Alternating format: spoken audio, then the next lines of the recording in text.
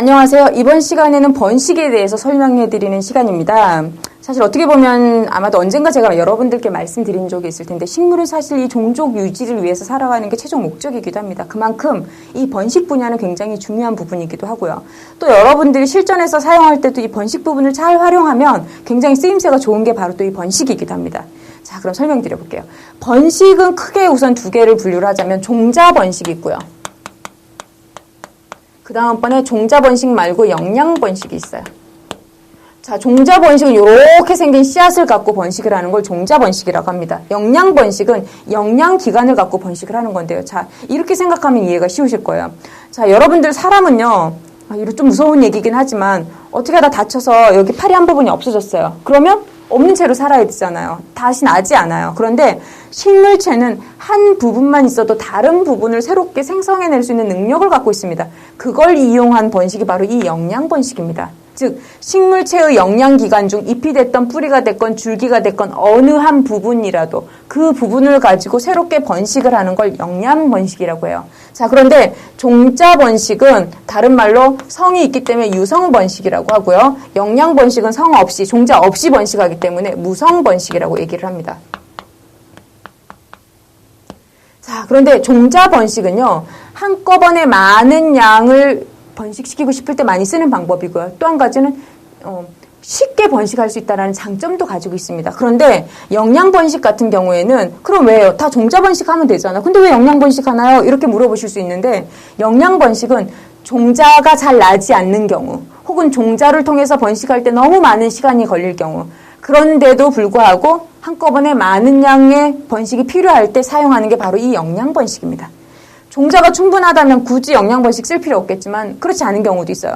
대표적인 게 관엽식물 같은 경우에는 꽃이 피거나 그 다음에 열매가 맺혀서 종자로 번식하기에는 너무 많은 시간이 걸리기 때문에 이런 영양 번식을 잘 사용하는데 여러분들 아마도 그 시중에서 스킨답서스 같은 거 굉장히 많이 사보셨을 텐데요. 가끔 가다가 저도 이제 스킨답서스를 키우다 보면 그런 경우가 종종 있어요. 농장에서 스킨답서스를 사왔어요. 그런데 물을 주다 얘가 자꾸 망가지는 거죠. 그래서 이렇게 딱 뽑아보면 뿌리 거의 없이 줄기만 잘라서 이렇게 툭툭툭툭 꽂아놓은 경우가 있습니다. 이 경우에는 농장에서 그렇게 번식을 해서 뿌리가 충분히 난 다음에 출하를 해야 되는데 이제 농장에서 성격이 급하셨던 거예요. 미리 출하를 해서 미처 발근되지 않은 상태에서 유통이 되니까 쉽게 망가지는 거죠. 농장에서는 환경이 좋지만 가정집에서는 환경이 좋지 않기 때문입니다. 자, 어쨌거나 그런 방법을 통해서 하는 게 영양 번식인데, 자, 종자 번식은 이제 아마 이해가 쉽게 되셨을 거고, 제가 영양 번식에 대해서 이제 쭉 설명을 드리도록 할게요.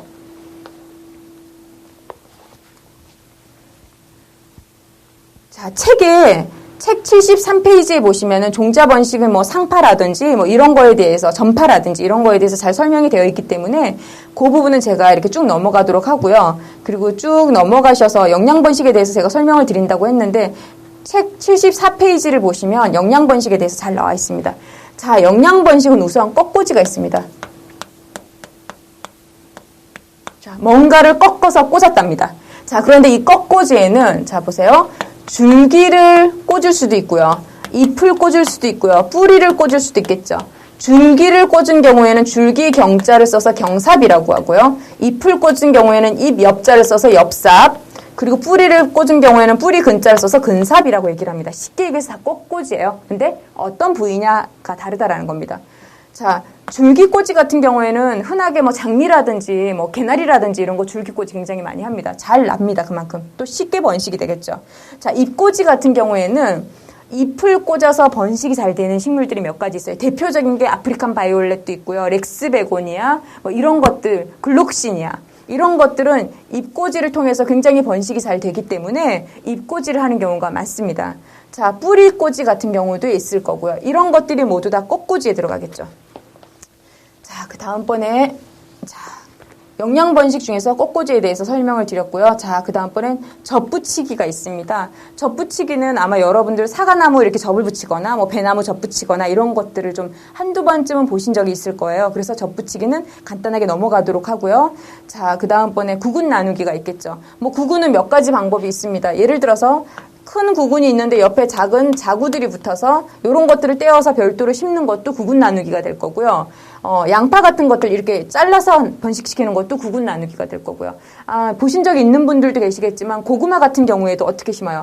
자, 이렇게 고구마가 있으면 뿌리가 이렇게 심어 놓으면 자, 농장에서 혹은 농가에서 혹은 주말 농장에서 그 고구마 키우실 적에 흙에다 이렇게 묻어놨다가 여기저기서 이렇게 싹이 삐죽 나오죠. 그러면 싹 난 자리 봐서 이렇게 자르고 이렇게 자르고 이렇게 잘라서 심잖아요. 이것도 구근 나누기에 속합니다. 그러면 각각의 싹이 자라서 별도의 뿌리들이 또 생기고 이게 새로운 개체로 변하죠. 이런 것들이 다 구근 나누기에 들어가는 거죠. 이것도 모두 지금 씨로 번식한 게 아니잖아요. 다 영양 번식에 속한다라는 뜻입니다. 자, 그 다음번에는 포기 나누기가 있습니다. 자, 대표적으로 많이 하는 게 여러분들 난과 식물 같은 경우에는요. 이런 경우 굉장히 많아요. 제가 샵을 하다가 보면은 손님들이 난을 이렇게 한 분 갖고 오셔서 이거 2분으로 나눠주세요. 3분으로 나눠주세요. 이런 경우 굉장히 많아요.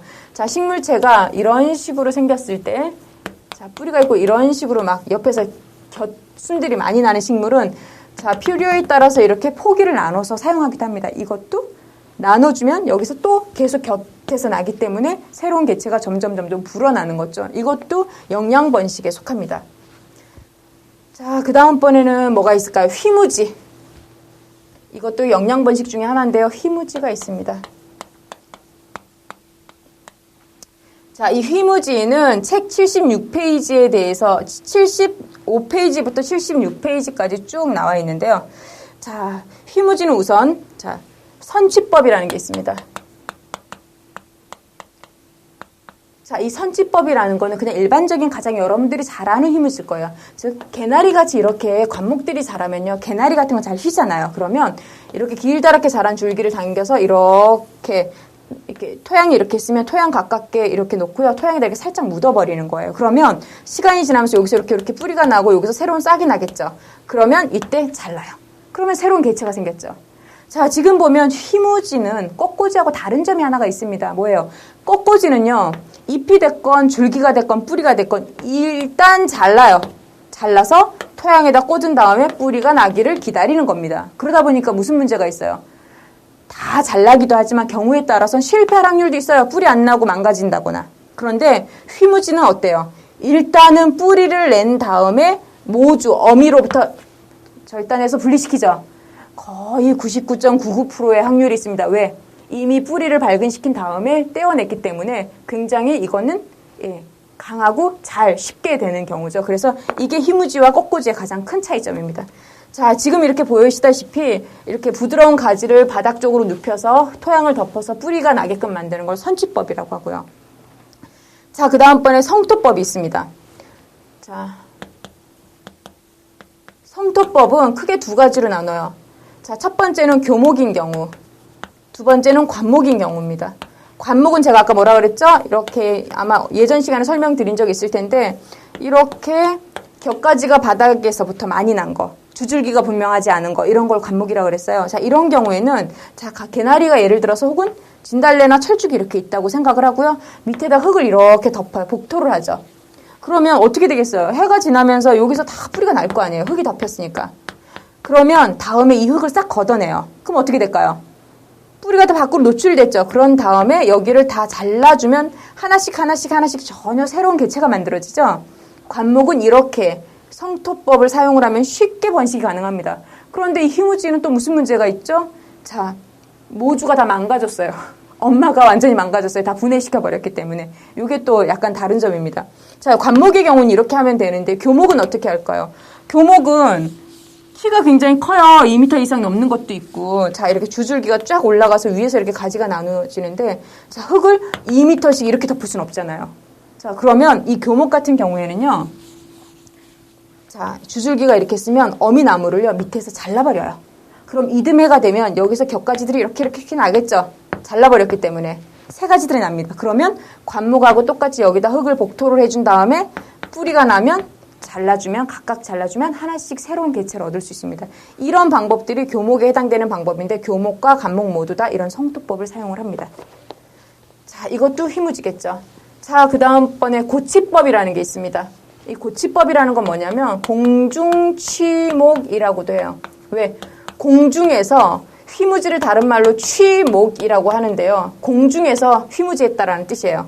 공중 취목이라고 부르는데, 자, 이건 뭐냐면, 아마 여러분 이런 경우 많이 있을 거예요. 우리 집에, 저희 집에 고무나무가 있어요. 그런데 잎사귀가 밑에 이렇게 예쁘게 멋지게 굉장히 잘 나 있었는데요. 어느 날 되니까 밑에 잎사귀가 다 떨어지고 위에 잎사귀만 남았어요. 그래서 생각 같아서 여기 딱 잘라서 심고 싶지만 그렇게 잘 안 되죠. 내 마음대로 그렇게 자라나지가 않잖아요. 자, 이럴 때도 사용할 수 있고요. 혹은 가지 중에서, 나무 중에서 한 부분만 떼어서 심고 싶을 때, 공중 부분일 때, 그 부분이, 그럴 때 사용하는 방법이기도 합니다. 자, 줄기가 이렇게 있으면요. 좀 약간 크게 그릴게요. 여러분들 잘 보실 수 있게. 줄기가 이렇게 있으면요. 줄기 부분을 이렇게 삥 둘러서 껍질 부분만 이렇게 박피를 하는 거예요. 자, 박피를 한 다음에 상처를 낸 거죠. 쉽게 얘기해서 껍질만 싹 돌려서 뺐으니까.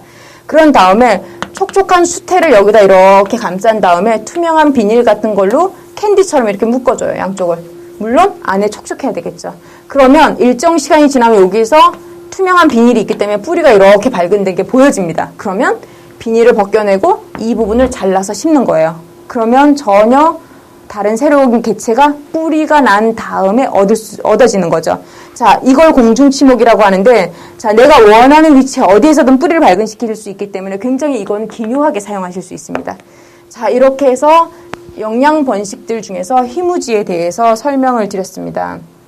자, 지금까지 제가 여러분들께 그 꺾꽂이라든지 아니면 뭐 포기 나누기, 구근 나누기 뭐 이런 휘무지까지 제가 이렇게 쭉 설명을 드렸는데, 자, 이 모든 것들은 영양 번식의 방법들입니다. 자, 아까 조금 복습을 해보면 뭐라고 말씀을 드렸죠? 종자 번식을 하기 어렵지만 또 이런 경우도 있어요. 종자 번식을 하면 어미와 형질이 완전히 달라지는 경우에도 이 영양 번식을 합니다. 대표적인 경우가 마늘이 있는데요. 마늘 같은 경우에 제가 예전에 그 농부 아저씨에게 물어봤어요. 그때는 이제 저도 잘 모를 때라서 아저씨 마늘 쫑 부분에 이렇게 씨가 막 달리는데 마늘을 왜 씨를 안 심고 밑에 뿌리를 다시 나눠서 심어요? 아깝잖아요. 그냥 씨를 심으시면 안 돼요? 제가 물어봤어요. 그랬더니 그분이 한 말씀 하시더라고요. 그놈 심으면 못 써. 이러시더라고요.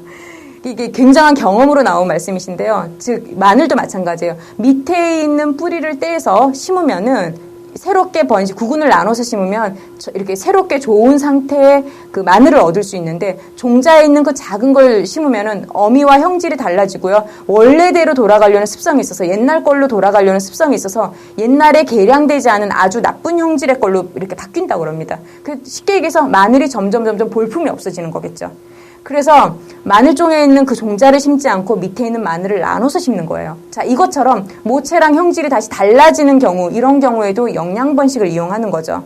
그래서 여러 가지 이유로 영양번식을 하는데, 일반 하원에서 판매되는 관엽식물들은 대부분 영양번식을 하는 경우가 많습니다. 그러다 보니까 가끔 가다가 농장에서 사왔는데 나중에 딱 뽑아보면 뿌리가 거의 없다시피 하는 경우 종종 보시게 되죠. 자, 이게 영양번식이 완전히 다 되지 않은 상태에서 유통이 되기 때문에 그런 거예요.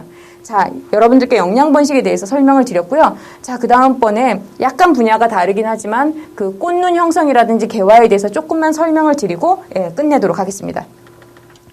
자, 식물은요, 꽃눈이 맺히거나 개화가 하려면 몇 가지 필요한 것들이 있습니다. 자, 크게 나눠서 첫 번째 것들은 온도에 반응하는 그 식물들이 있고요. 또 어떤 식물들은 낮의 길이에 반응하는 식물들이 있습니다. 자, 설명을 드릴게요.